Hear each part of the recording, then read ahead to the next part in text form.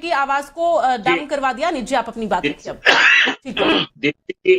देखिए काफी मुश्किल हो जाता है ऐसे माहौल में बात करना। बिल्कुल।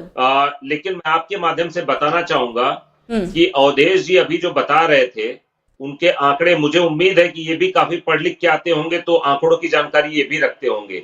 ये वही मोदी सरकार है जिसने 2 करोड़ नौकरियों का वायदा किया था, और आज हिंदुस्तान की स्थिति ऐसी है कि 8.9% बेरोजगारी दर है। हर छठवां ग्रेजुएट हिंदुस्तान में इस समय बेरोजगार है। बहुत हुई महंगाई की मार, अब की बार मोदी सरकार, ये नारा भी बहुत गूंजा था 2014 में। आज महंगाई का म भी नहीं बोलते हैं मोदी साहब। दिक्कत ये है कि पिछले 12 महीनों से कंसिस्टेंटली खुदरा महंगाई दर 10% के ऊपर बनी हुई है। हिंदुस्तान 45 साल की सबसे बड़ी महंगाई से जूझ रहा है। लोगों को समझने की जरूरत है कि जिस तरीके से हिंदुस्तान की संपत्ति को मोदी साहब अपने कुछ मित्रों को लुटा रहे हैं, हिंदुस्तान की 90% संपत्ति सिर्फ महज 6% लोगों के पास एकत्रित हो गई है। आप समझिए कि जिस साहब की मैं बात कर रहा हूं, अदानी साहब की, उनकी संपत्ति कोरोना के काल में भी 500 गुना बढ़ गई, और हिंदुस्तान की आम लोगों की, नागरिकों की जो आय है वो बांग्लादेश की डबल हुआ करती थी 2014 में। आज वो हम बांग्लादेश से भी नीचे पहुंच चुके हैं। आंकड़ों की बात हमारे बीजेपी के मित्र ना ही करें तो अच्छा है। बता रहे सर कि हमारी जो आय है वो बांग्लादेश से भी नीचे हो गई है। कौन सी रिपोर्ट है? हाँ बिल्कुल हो गई है। मैं पूरे तथ्य आपको बता रहा हूँ कि हिंदुस्तान की रिपोर्ट का नाम बता दीजिए। $1800 है, और बांग्लादेश की पर कैपिटा इनकम $2100 है। और एक और चीज मैं बता दूं कि ये मिसकंसेप्शन है कि 9 करोड़ सिलेंडर बांटे गए हैं। मैं यहाँ पे आपको माध्यम से बताना चाह रहा हूं, उसमें से 90% गैस सिलेंडर दोबारा रिफिल नहीं कराए गए हैं। दीप्ति जी, आपके चैनल से लोगों को ये समझना चाहिए कि 9 करोड़ गैस सिलेंडरों में 8 करोड़ गैस सिलेंडर दोबारा नहीं भराए गए हैं। क्यों?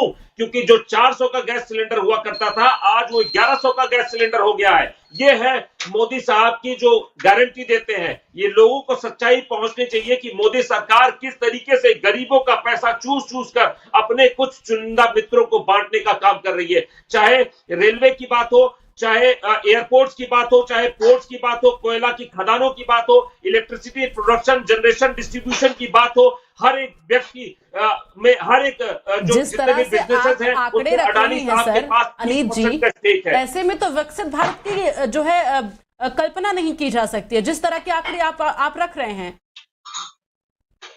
दीप्ति जी, आप कल्पना जो करते हैं अखबारों में, मोदी साहब का चेहरा देख देख के हिंदुस्तान वैसा नहीं है। लोगों को समझने की जरूरत है कि 80 करोड़ हिंदुस्तानी 5 किलो की राशन की लाइन में लग गए हैं। आप कैसे हिंदुस्तान की कल्पना करते हैं?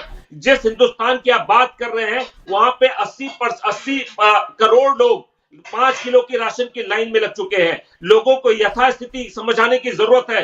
यही मणिपुर है जहां पे महिलाओं की बात करते हुए प्रधानमंत्री 150 दिनों से मणिपुर जल रहा था, सिविल वॉर। देखिए, लॉर्ड के मुद्दे पर आते हैं। हम किसान को लेकर चर्चा कर रहे हैं, किसानों के दिल्ली कूच को लेकर चर्चा कर रहे हैं कि आखिर आगे क्या जो है रणनीति किसानों की रहेगी। ये गीता जी से जानने की कोशिश थी, हालांकि गीता जी ने इसका जवाब जो है नहीं दिया है। अवधेश जी, फाइनल कमेंट आपसे लूंगी कि लगातार दिल्ली कूच की बात जो निकलकर सामने आ रही है, किसानों को रोका जा रहा है, लेकिन किसानों को आप रोक तो रहे हैं, लेकिन उनकी मांगों को लेकर क्या आपकी रणनीति रहेगी?